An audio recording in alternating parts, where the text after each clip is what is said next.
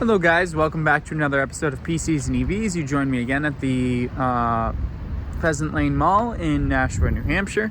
We're juicing up the Genesis GV60, and in today's video, what we're gonna do is we are gonna go over some of the quirks and features of the GV60 that I've noticed in my first 3 days of owning it. I've probably put about 250 to 300-ish miles on it so far.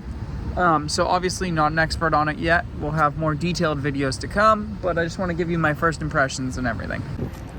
One thing I know my father said to me that you guys will probably be pretty divided on, you're either going to love it or you're going to hate it, is the color. I love it. It's awesome. It looks pretty bright in person, shows up pretty accurately on camera, it looks like. One of my favorite features has got to be the face unlock with the car itself. So even if I didn't have my Genesis key on me, I'd be able to walk up. I'd tap right here. So I do have the key on me, but I'd tap right here. I'd look right up here. It'd do a little spinny thing, and then it would recognize my face, flash green, and unlock.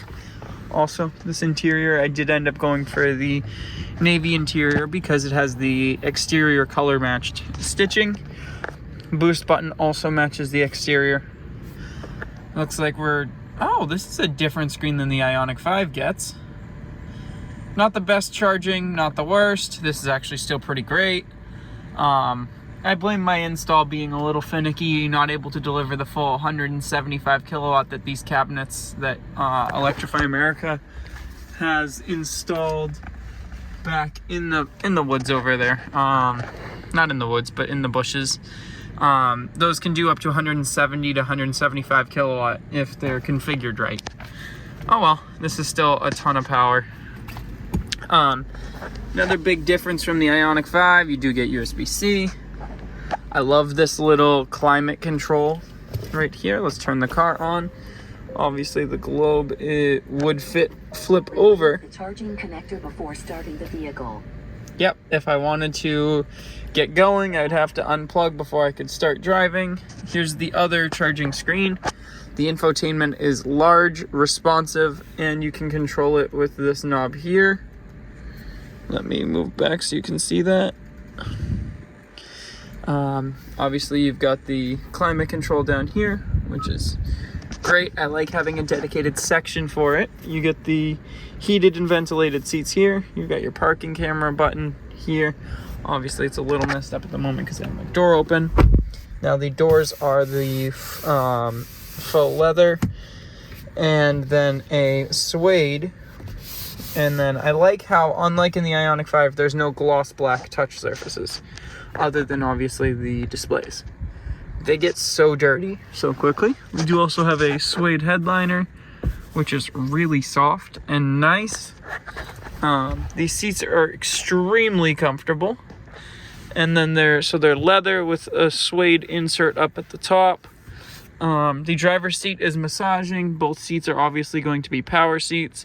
They do have this really nice yellow piping around them, or Sao Paulo lime, let me rephrase. I did get the performance model, so I do have the heads-up display still. I do have the 360 cameras. I have the extra power, so when I put it in sport and use the boost button, it goes really, really fast, which we'll be showing you in a track video at some point. It does also have the panoramic roof. Now, one of the things that I notice a lot of people online talking about, it does have the little fragrance diffuser there. You can control that's so that you're symmetrical, and you don't have to change the part out in between different markets, because in right-hand drive markets, they have their mirror selector right there, and it's so that it's symmetrical with the mirror selector that's on this side. But yeah, it's got an extremely comfortable interior. It does have massaging seats. The seats can lay down quite far.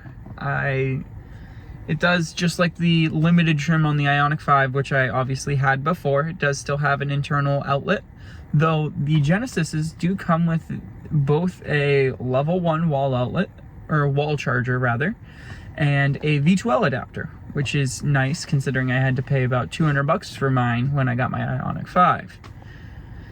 But honestly, I don't need two, so I may end up selling it with the Ioniq 5. I may end up keeping it and selling it to one of you guys for a reduced rate. Not sure yet. We're gonna shut off the car and we're gonna take a look in the trunk and front spaces now. And then when I get out of the car, it plays this nice little graphic as well with the Genesis badge on it.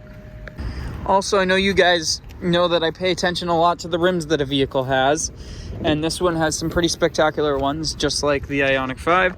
Now, big difference with this, it's a much tighter hinge, so it closes much softer and has a little net in here. It is, however, the exact same amount of storage as the Ioniq 5, and other than the rubber insert, looks to be pretty much the same part. Yeah, I'd say it's probably the exact same part other than the rubber insert. Now, as far as performance, obviously, like I said, I did get the performance trim, not the advanced trim here in the US. And what that does is that gives us about 425-ish horsepower all the time. And then we can hit that boost button and boost it up to, I believe, 484 horsepower. So this thing is extremely fast. We'll be doing some 0 to 60 testing in future videos, as well as taking it to the drag strip. Now, I left this as it was when I got it, but the first thing I'll probably be taking out is this shade, just because it reduces a lot of the usable cargo volume in here. We're going to switch to the ultra-wide camera, 1 second.